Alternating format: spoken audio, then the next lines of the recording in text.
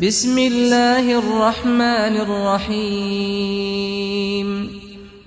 موت کے آنے سے نعمتیں ملتی ہیں، کسی کے گناہ معاف ہوتے ہیں، کسی تابعدار بندے کو مرنے کے وقت اللہ تعالیٰ کا سلام آتا ہے، کسی عاشق رسول کو نبی کریم صلی اللہ علیہ وسلم کی زیارت ہوتی ہے، کسی کو جنت کی خوشخبری دی جاتی ہے، کسی کو شہادت کا درجہ دیا جاتا ہے، کسی کو اس دنیائے فانی کے جیل خانے سے نجات ملتی ہے۔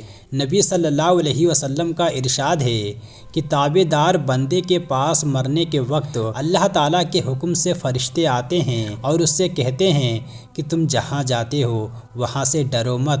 یہ بشارت سن کر اس کا ڈر جاتا رہتا ہے اور کہتے ہیں کہ دنیا کے رہنے والی کی جدائی کا غم نہ کرو، تم کو جنت کی خوشخبری ہے۔ بس وہ ایسی حالت میں مرتا ہے کہ اللہ تعالیٰ اس کی آنکھیں ٹھنڈی کر دیتا ہے، یعنی اس کو راحت عطا فرماتا ہے۔ یا اللہ ہم کو بھی ایسی موت دے۔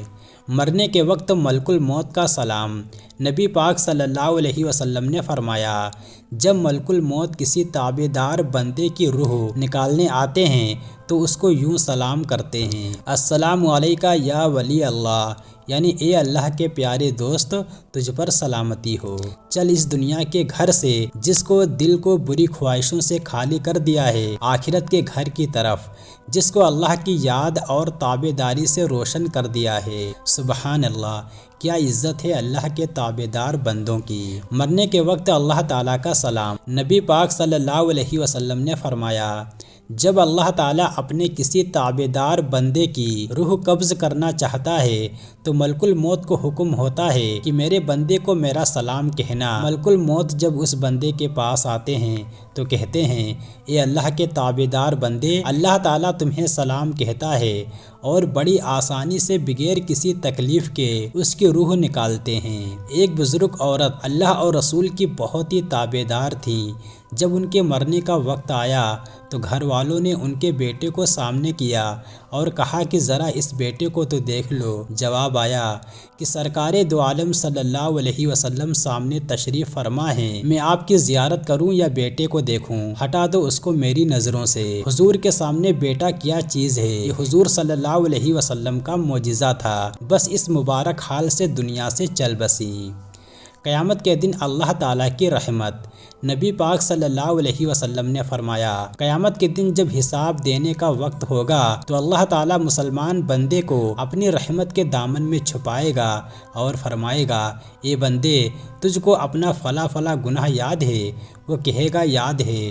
اس وقت وہ بندہ خیال کرے گا کہ اب میں پکڑا گیا۔ پھر رب تعالیٰ فرمائے گا، اے بندے ہم نے تیرے گناہ دنیا میں بھی چھپائے تھے، آج بھی ہم تیرے گناہ چھپاتے ہیں اور معاف کرتے ہیں۔ مرنے والے کو ثواب پہنچانا۔ نبی پاک صلی اللہ علیہ وسلم نے فرمایا، مردہ اپنی قبر میں ڈوبنے والے کی طرح ہوتا ہے، جیسے دریا میں ڈوبنے والا چاہتا ہے کہ کوئی مجھے ڈوبنے سے بچائے، اسی طرح مردہ قبر میں خیرات وغیرہ کے ثوابوں کا انتظار کرتا رہتا ہے، کسی عزیز و اقارب وغیرہ کی طرف سے پہنچ جائے۔ بس جب کوئی خیرات وغیرہ کا ثواب پہنچاتا ہے تو وہ تحفہ مرنے والے کو تمام دنیا کی چیزوں سے زیادہ پیارا ہوتا ہے، اور اللہ تعالیٰ لوگوں کی خیرات اور دعا کی برکت سے مرنے والے کو پہاڑوں کے برابر ثواب دیتا ہے۔ اور مرنے والوں کے لیے زندوں کی یہی خدمت ہے، مدد ہے، تحفہ ہے کہ ان کو ثواب پہنچایا کریں اور ان کی بخشش کے لیے دعا کیا کریں۔ ثواب پہنچانے میں بہت مدد ملتی ہے۔ اللہ تعالیٰ بعض بندوں کے جنت میں درجے بڑھائے گا، وہ کہیں گے یا رب یہ درجے ہمیں کس کام کے بدلے میں عطا فرمائے ہیں؟